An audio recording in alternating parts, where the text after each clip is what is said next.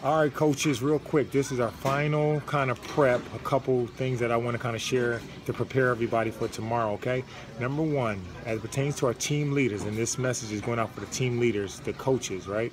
As it pertains to our signals, so we know when it's time to switch, remember, Mike, you're going to be the official timekeeper. Mike Dunn is going to be the official timekeeper.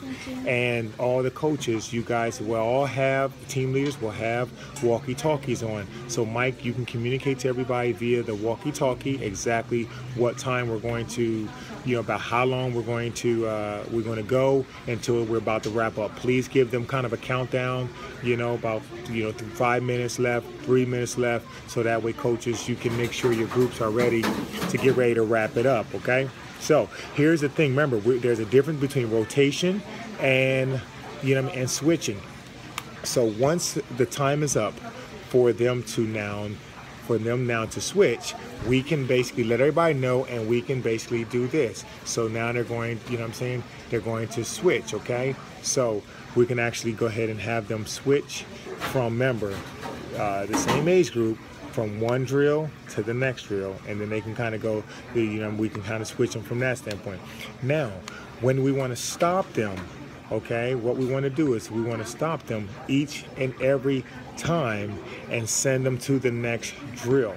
Okay, so the way we want to do it is we want to basically put our hands up over our head in the big X over our head, and tell your participants that means that everybody comes to you at that point. They come to their coaches. Coaches gather together, they come to their coaches, and once everybody like that, every coach should have their hand up. The kids should be coming to them, and then that coach would then lead them to the next drill. Okay, so that's just a signal. So again, I'll just kind of recap. Mike will give the call that we're about to wrap up. Then now we're wrapping up. All the coaches blow their whistle. Hands over their head, okay? So to let everybody know that they're stopping, and then we're switching. And then again, the next whistle we'll hear is we're now rotating, same signal as well, all right? So make sure we got that. That's just 1 point from there, all right? Now, the next thing, I'm just going to kind of keep going from there, all right? So, remember, in your groups, all right, we want to kind of continue to encourage the fastest time. You guys can have a stopwatch. You can encourage the fastest time. Let your coaches know these things, okay? Because they want to know it to help the participants have a greater experience. So again, they're going with the fastest time. Also, we can actually have a situation where we have balls, okay? Footballs and soccer balls, okay? So I can have my team leaders at different times. You guys can have those balls, some balls with you that you can kind of carry around, and then you can throw them into the drill every once in a while. That just means that if they're doing like the speed drill over the bags, they may be holding the ball this time, all right? And they're bringing it back. So again, it's not everybody having the ball, but again, you can throw that. If they're doing an 80-yard shuttle, maybe we can have several soccer balls, and they dribble the ball down, dribble it back for the 80 yards. We can incorporate that without having the whole drill be with the ball, okay? So think about that. But the team leaders, you guys are the ones that's going to put the balls in play. But again, it's play with guidance, all right? We have the bin that has all the balls, so we make sure the balls are up after there, okay? You guys can divide them up as you need it, okay? Make there clear instructions with those coaches, all right, that the balls are not every single time, but whenever you put them out there, just another way to do it. Remember, we have punishment push-ups. So again, if they lose, they get punished, they get push-ups, and you let them govern that. You let them regulate that, so that they understand that once they lose, as you start going from there, that they got push-ups. Okay. Also, as far as the example, who's going to demonstrate the drill? Team leaders, you can assign a coach and have them rotate each time. Each time they go to another drill, who's going to now demonstrate the drill.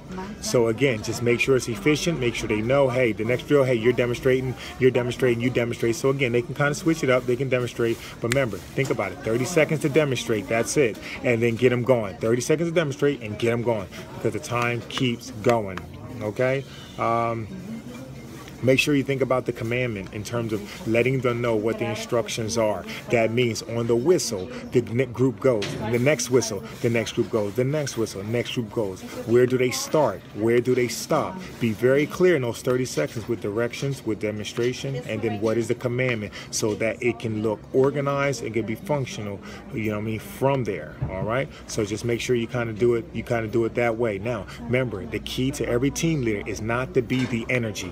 You are not the energy as much as you are the preparer, okay, and the voice and the one that is serving the volunteers to get out the energy, to get out the direction. So that's a little difference, okay? So I don't want to see you guys run around like Beady Bop. I need to make sure that you have your coaches and volunteer coaches all on the same page so that they can execute it with a high level of efficiency, okay, from there, all right? Remember, the vertical jump machine has to be put together, you know. I'm going to bring some tools down there. You know, it's just really the things, just make sure we kind of put it together. You know what I mean, from there. So you might have to sign a couple people early on to do that. I haven't had a chance to put it together yet, okay? What else? Remember the war ropes. Put the war ropes up in between the fields, between the cabanas. So again, they can mess with the war ropes and they can have something. They can have something to do. They can have something to do during halftime. All right. Megaphones. We do have a megaphone. The team leaders, if you guys would like a megaphone, feel free to have a megaphone as we kind of go from there. And then the last thing, as far as the warm-up, we have to warm them up properly. We have to stretch them and so on and so forth, okay? And so we got to make sure we do that. And then the last thing, I know I said last time, but last thing, the water breaks.